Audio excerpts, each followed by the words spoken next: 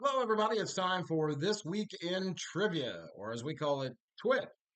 I'm Mike Zimmer. I'm the owner of Zimco Entertainment. We are your most challenging and fun trivia across Southwest Florida. At least that's what it says on our website.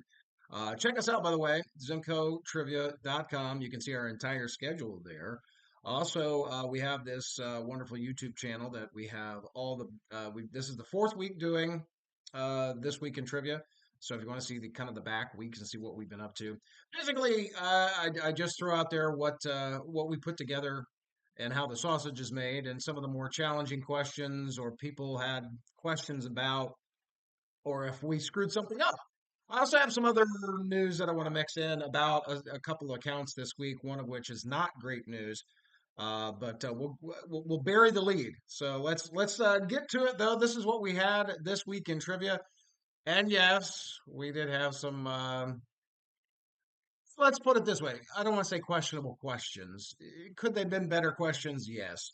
I had a source, and again, kind of like the Brett Hall question we had a couple weeks ago, my source not good enough. So we'll get to that in just a minute. Let's run through this week in trivia, starting with the in the news questions. We had the smishing fishing questions, and this was according to CBS News, and they specifically said smishing. Now, all my hosts and myself also accepted fishing. So if you had that, you're fine. Nobody argued. We might have had a couple people say argue about the fact that smish or fish. I don't know. Again, it was in the news basically because if you're getting those texts that say you owe toll fees, it's a scam. Don't open the link. They will only bill you by mail. Hopefully, you have the right address. Some of us had driver's license with old addresses until recently. Anyway, we had the QR code question kind of went hand in hand with that. So Simcoe Entertainment does a lot of different rooms across Southwest Florida. We're doing 18 a week right now. And we also have some gated communities that do occasional trivia or seasonal trivia. And we find that there is a big difference in the age groups, obviously, at certain places. Fort Myers Brewing, the Celtic Ray, trying to think. Those are vast audiences of different age groups. Some of our other places are a little younger. And then we have a couple places that the demographic is older. One of our hosts, I'm not going to say the account or the host, had to explain to a crowd back in December what a meme was. I'll just leave that there. But QR codes, I know that my gated community, it's a 55 and up community. It's actually, let's be honest, 65 and up. This one stumped half the room because a lot of people of a certain age they have not embraced technology, especially QR codes and having to do everything online or having to text. It's not their cup of tea in some regards. So that's why we have the quick response question for that. The other question that caused a little bit of uh, consternation. That's my word of the day. Was the in the news question about now? Look, it's hard to keep up with what's been going on with the government. There's been so many edicts and orders and executive orders that's gone out, but I feel like I have to defend my question here. So Bill says Chubby's was all over him about this one, and the question was about what executive order did President Trump sign that ended the procurement and forced use of. Now he got all sorts of questions from um, sex change operations and all these other things. It was paper straws. Now, it's been hard to keep up with a lot of these, and I think a lot of people, depending on their political orientation or their lack thereof and their lack of intake of news, is just hearing all this buzz about, well, they're stopping this, they're ending that, or whatever else. So, could the question have been a little more specific? Yes, probably should have couched it with saying, uh, what item where it concerns the environment. Maybe that would have done the trick. I don't know.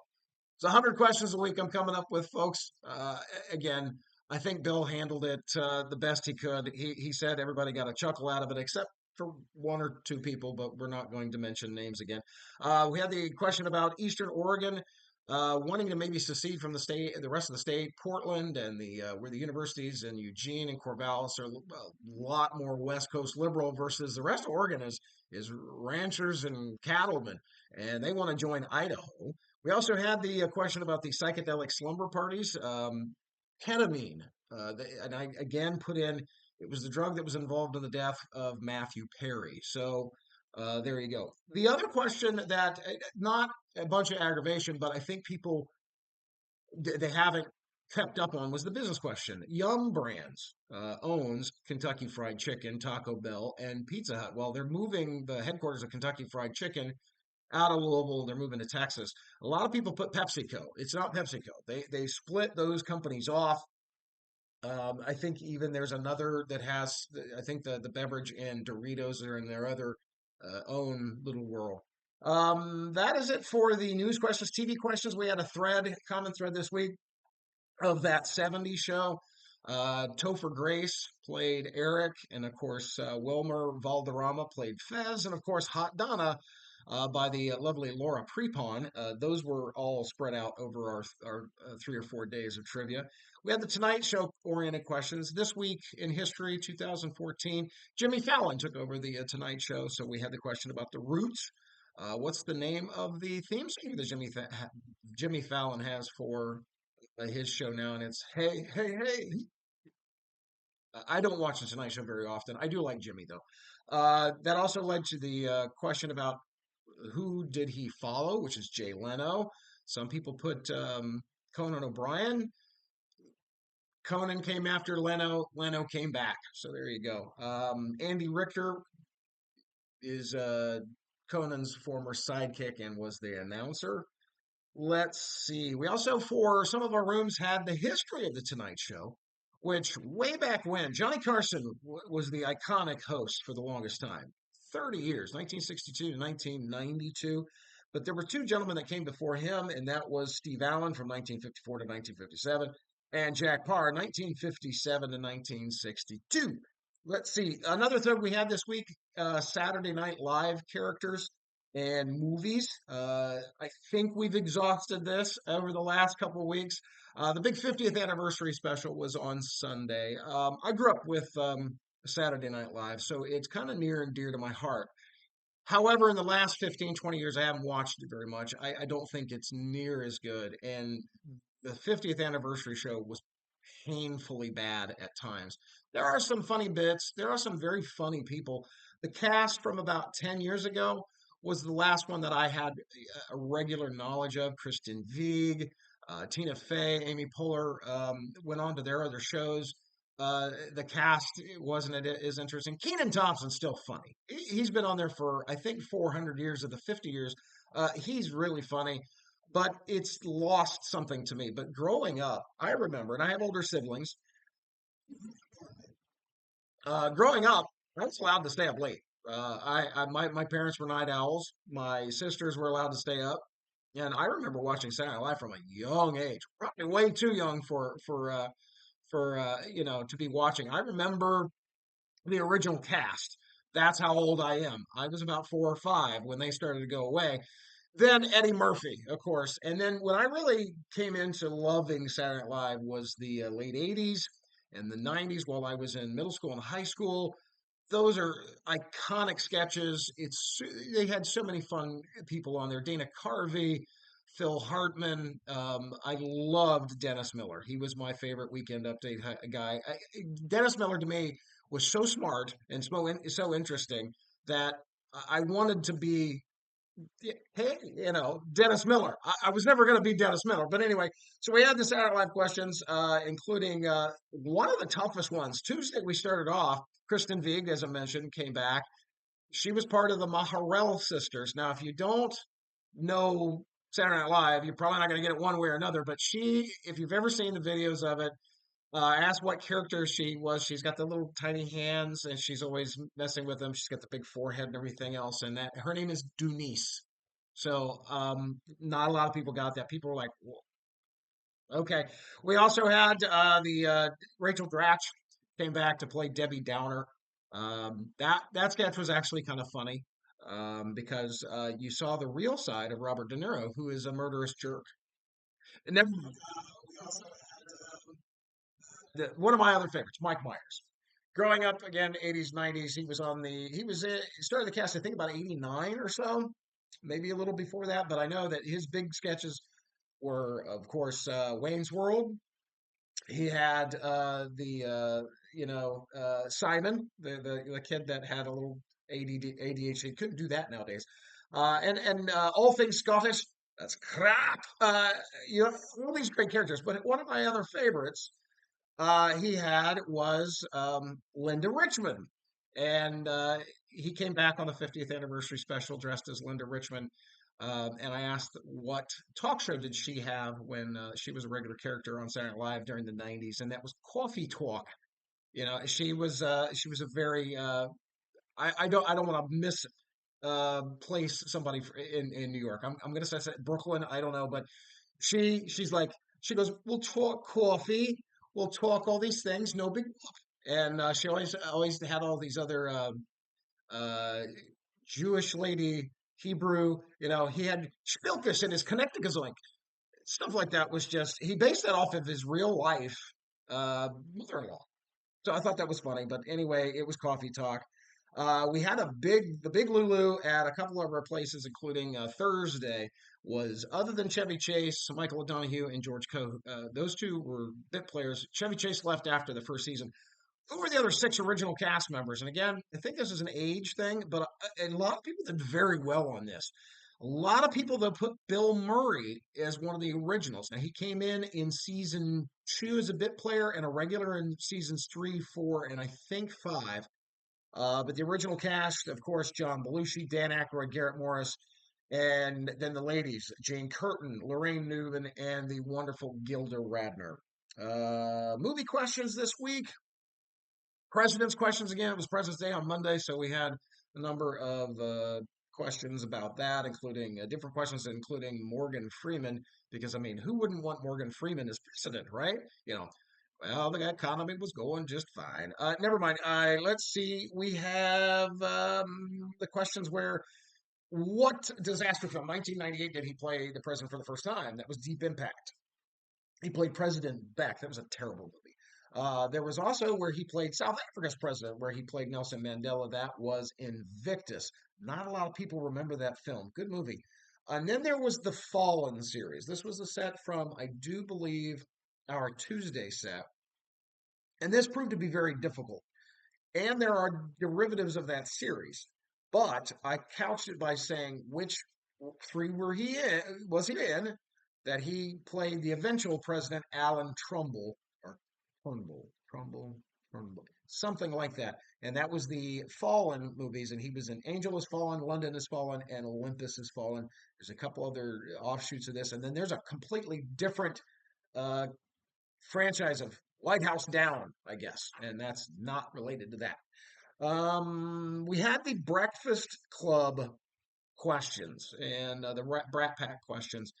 40th anniversary of that movie coming out. I'm getting old because I remember seeing that when I was about 10 or 11 years old. Either it was in the theater or it was a VHS video rental. But I love the Brat Pack. I love the Brat Pack movies. We've had a lot of questions about them over the years. Probably a good time to retire this for a while, but we asked the different questions about the different cast members that played different characters, and of course the director and producer of that, John Hughes, was also in that question set.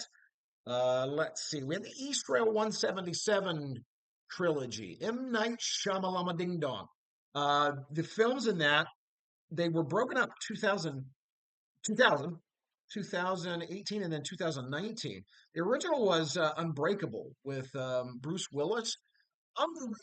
I like M. Night Shyamalan, so I like that movie. And then I saw Split and Glass via DVR or rental online, whatever it was. And it just, I don't know, they were okay. But there you go. Unbreakable, Split, and Glass. that is it for the movies questions. Moving on to sports. It's going to be a little bit of a abbreviated zip through this week. Got a little extracurricular activity to do this evening with some wine. So let's see the sports questions. NCAA sports question. Lulu. This was tough. We don't do Lulus often as the is for sports for a reason. Um, the trivia crowd is either split more sports or no sports. I can't win. Every now and again, we have to cycle through. And I think anytime you don't get geography, you should clap. But you're going to get a lot of geography. Let's just put it that way. Finding something that is 4, 5, or 6 points is tough to do. Geography is easier to fit. The NCAA question in there, the teams that have the current streak for making the men's NCAA tournament, Michigan State, Gonzaga, Purdue, Tennessee, and Houston. We had one person get four. I got get all five, but he used a mulligan on one. It was for Houston. That was the toughest one, but most people got two. And again, I'll go back to why we have these. They're not meant to fool you. They're meant to be tough. And like I said, if somebody was going to ace these and get them in order, I'd be very, very leery and very curious to see how they'd have to be big fans. The gentleman that got this is a huge basketball fan. Like I said, I didn't even think about him being there for that question. I don't do specific questions for specific people. We had the Mac McClung question. He won the dunk contest, and I was like, the dunk contest is still a thing. Third straight year he's won it. He's not even on an active roster. He's on the G League team for Orlando, but the NBA is a sorry product. We had a bunch of hockey questions this week, and of course, congratulations, Canada. You're still Canada. Anyway, they won the big hockey game last night. We had questions last week about the four nations face off. And then this week we had the questions about the Miracle on Ice from 1980. That was this week in history. Different questions about that. And then, of course, we had the other big sports Lulu. And again, we don't use these very often. Um, the teams other than Montreal and Toronto with the most Stanley Cup championships. And in order, they're the Boston Bruins, the Detroit Red Wings, the Chicago Blackhawks. The last two were tougher to get: Pittsburgh Penguins and the Edmonton Oilers. History questions this week. Brief rundown here. Again, presidents oriented. We also had a handful of odds and ends. Not a real big history week, I guess, but yeah, the president's questions usually go over pretty well, and there's a wealth of them, so that's why you get them. So we have to have trivia questions for history, and Americans know American presidents. We have a lot of Canadians visiting right now. They don't know American presidents, and they're like, "Well, why don't you do prime ministers?" And I'm like, "No, your money is only worth 65 cents on the dollar, if that." Let's see. The other things we had all right. Well, now we get into the troubles. So a lot of grief from around Southwest Florida from O'Leary's pub with my fantastic host Xavier. Palm City Brewing with our hostess with the mostest, Sheena Reagan. And let's see, and Chubby's again, which I'm going to get to. The question about the most bones in a human body. All right, so here's what I do. When I write these questions, I put them in the order I'm going to do, and I play Tetris basically with each day's set. There's a different set each day, but you have to move it around, put everything in the right proper place, put this here, put this here. But you still get the in the news, television, history, movie, sports, music, and then the other stuff that goes in between. Well, this is the other stuff that goes in between, and I thought this was a pretty easy anatomy question because I stole it from another site. And the other site brought up the fact that said part of the body has the most bones in the 25% worth in the human body. They said the feet. The site was Winston Medical.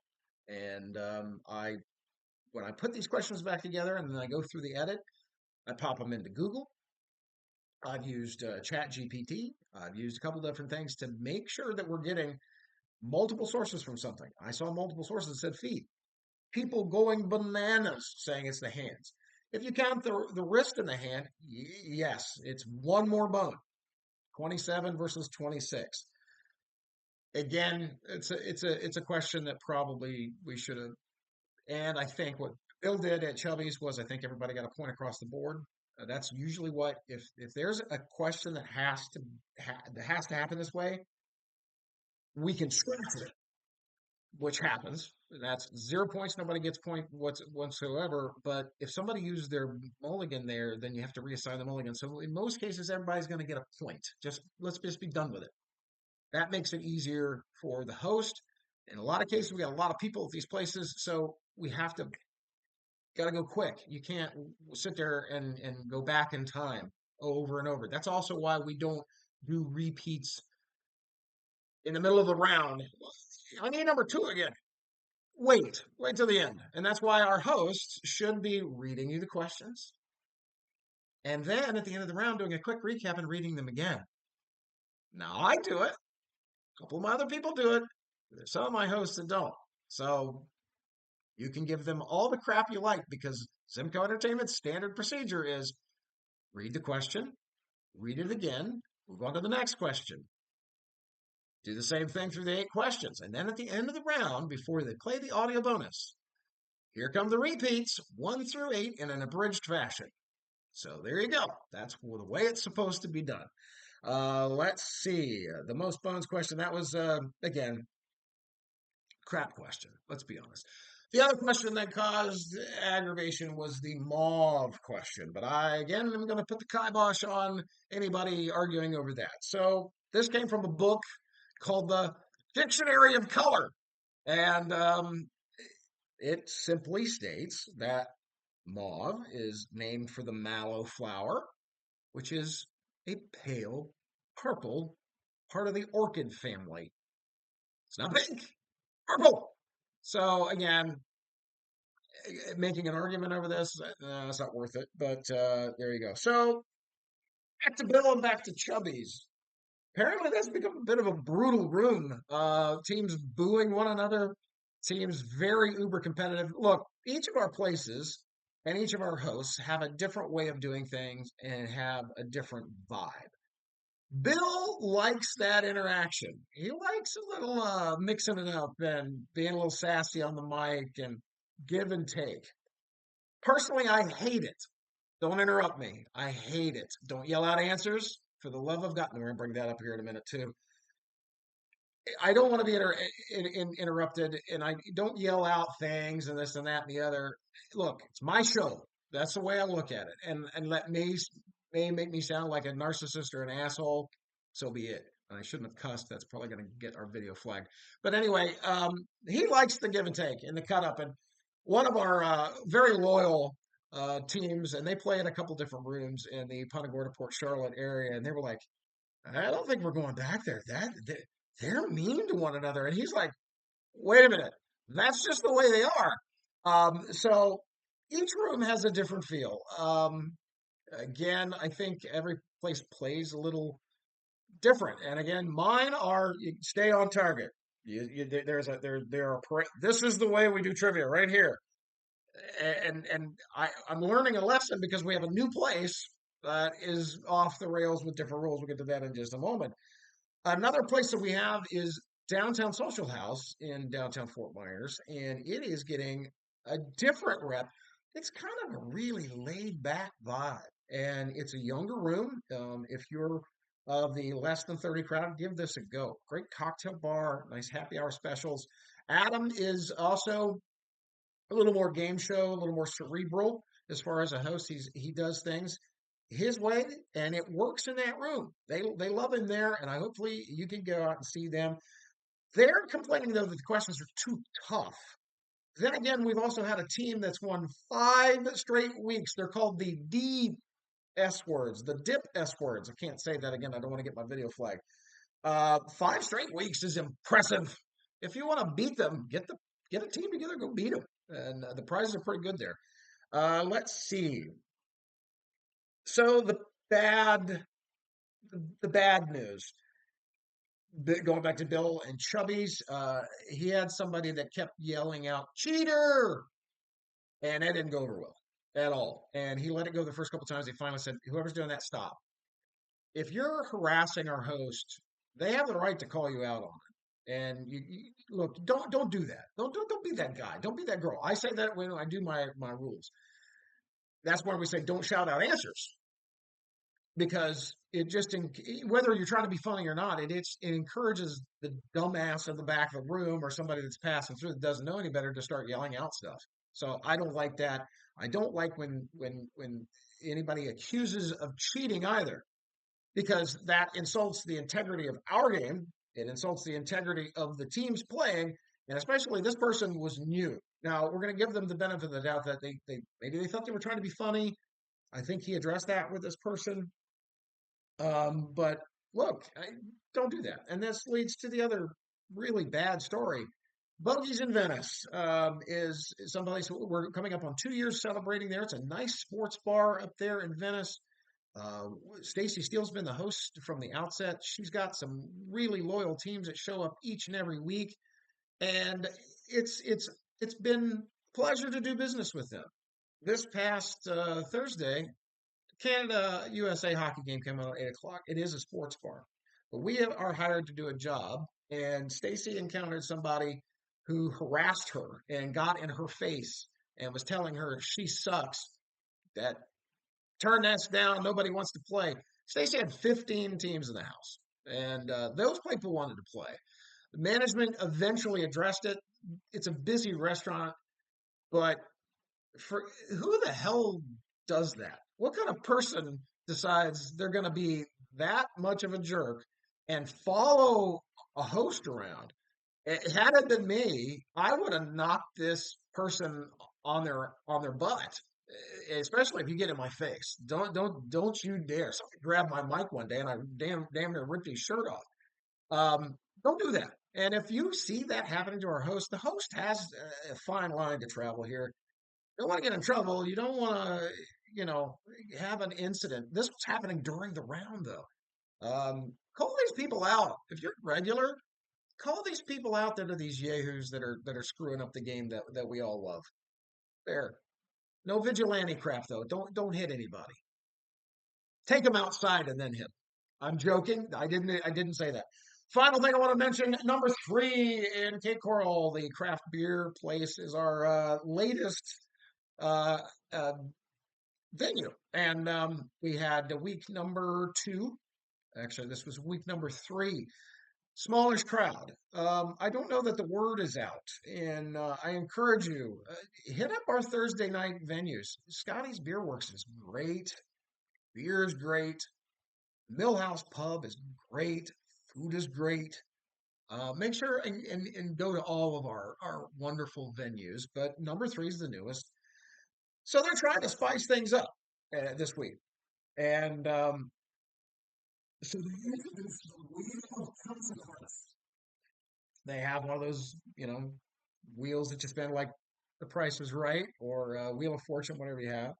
So they had their great prizes. They have $10 gift cards per round and $25 for the overall. They said, though, if you win the prize, you can keep it or you can spin the wheel. And the wheel had lose your prize, double your prize, keep your prize, triple your prize, quadruple your prize, and then there were a couple other oddball things on there that I'm not going to mention.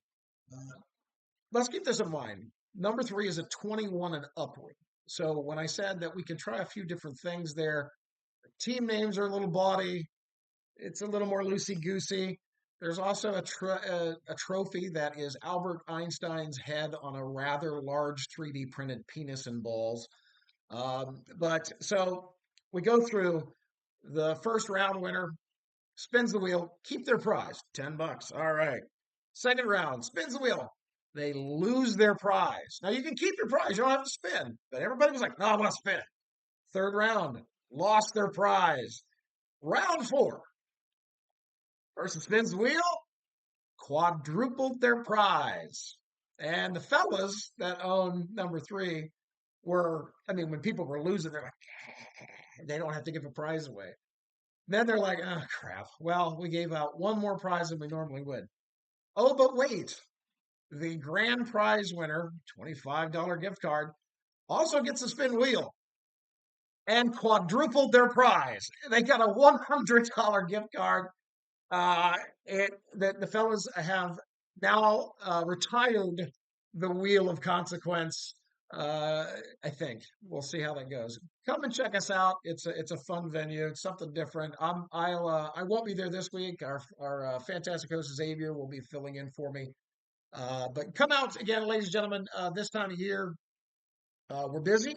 A lot of different places are full houses, but come out and play, especially all you teams that are here year in, year out, all throughout the season. We love seeing you. So hopefully you were able to hear me too. I'm dealing with this sinusy crap. Voice disappeared on me. So hopefully you enjoyed our week of trivia and you enjoyed this video.